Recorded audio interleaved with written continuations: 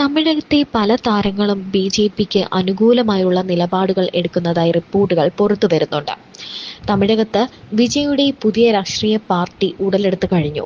അതിലേക്കായിരിക്കും താരങ്ങളുടെ മുന്നേറ്റം, അല്ലെങ്കിൽ അതിലേക്കായിരിക്കും താരങ്ങളെല്ലാവരും തന്നെ, തമിഴകത്തെ പ്രശസ്ത താരങ്ങളെല്ലാവരും എത്തുക എന്നൊരു ചിന്ത ഇതിനു മുന്നേ ഉണ്ടായിരുന്നു. എങ്കിലും അതിനല്ല സാധ്യത എന്നാണ് ഇപ്പോഴുള്ള റിപ്പോർട്ടുകൾ പുറത്തുവരുന്നത്.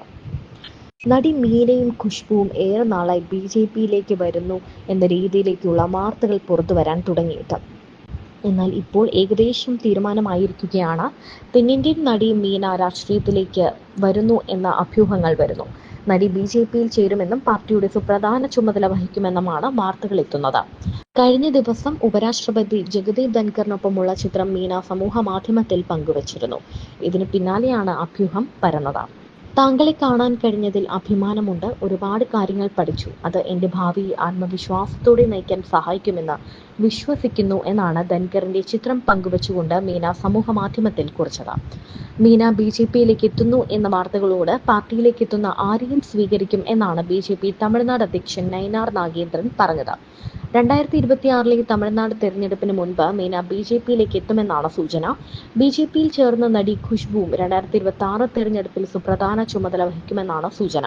മലയാളത്തിലെ പല പ്രശസ്ത താരങ്ങളും ബിജെപിയിലേക്ക് എത്തുന്നു എന്ന വാർത്തകളും ഇതിനോടകം തന്നെ പുറത്തു വന്നു കഴിഞ്ഞു. അതുമാത്രമല്ല, തമിഴകത്തെ വിക്രം അടക്കമുള്ള പല താരങ്ങളും ബിജെപിക്ക് അനുഭാവമുള്ളവരായി മാറി. അതായത് മോദി ഭരണത്തിൽ, കേന്ദ്രത്തിന്റെ ഭരണത്തിൽ കൂടുതൽ ഇഷ്ടം തോന്നി, അല്ലെങ്കിൽ കേന്ദ്ര ഭരണം ശരിയാണ്, ഇതുവരെയും നമുക്ക് ഉണ്ടായ ഒരു ഭരണം പോലെ അല്ല ഇപ്പോഴത്തെ മോദി ഭരണം. ബിജെപി ആണ് കേന്ദ്രം ഭരിക്കുന്നത്. നമുക്കറിയാം, സിന്ദൂർ എന്ന് പറഞ്ഞ ഒരു വലിയൊരു പ്രോജക്റ്റ്, ഒരു ഓപ്പറേഷൻ സിന്ദൂർ നമുക്ക് മുന്നിൽ വന്നപ്പോൾ വലിയൊരു ഭീകരാക്രമണമാണ് ഇപ്പോൾ ഇന്ത്യ നേരിട്ടത്. പാകിസ്ഥാന്റെ ഭാഗത്തു നിന്നും വലിയൊരു ആക്രമണം തന്നെ. അതിൽ മോദി സർക്കാർ ആയതുകൊണ്ട് മാത്രമാണ് ഇത്രയധികം ഇന്ത്യക്ക് പിടിച്ചു നിൽക്കാൻ പറ്റിയത്. കാരണം ഇന്ത്യ ഈ കഴിഞ്ഞ ഇത്രയും വർഷങ്ങൾക്കുള്ളിൽ മോദി നമ്മുടെ പ്രധാനമന്ത്രിയെ ചുമതലയേറ്റതിന് പിന്നാലെ നമ്മുടെ പ്രതിരോധവും വിദേശ സഹകാര്യവുമൊക്കെയാണ് കൂടുതലും ശ്രദ്ധ കേന്ദ്രീകരിച്ചത്.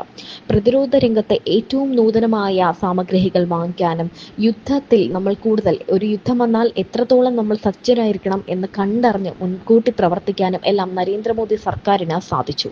അതുപോലെ തന്നെയാണ് മറ്റൊരു കാര്യം കൂടി. കാരണം വിദേശ രാജ്യങ്ങളുമായി നല്ലൊരു ബന്ധമുണ്ടാക്കാൻ മോദി പ്രത്യേകം ശ്രദ്ധിച്ചിരുന്നു. വിദേശ രാജ്യങ്ങളിൽ കൃത്യമായ രീതിയിലുള്ള പര്യടനങ്ങൾ നടത്തി, വിദേശ രാജ്യങ്ങളിൽ നിന്നുള്ള അവിടുത്തെ പ്രസിഡന്റുമാരൊക്കെ നമ്മുടെ രാജ്യങ്ങളിലേക്ക് വരികയും പലതരത്തിലുള്ള കരാറുകൾ ഉറപ്പിക്കുകയും ഒക്കെ ചെയ്തിട്ടുണ്ട്.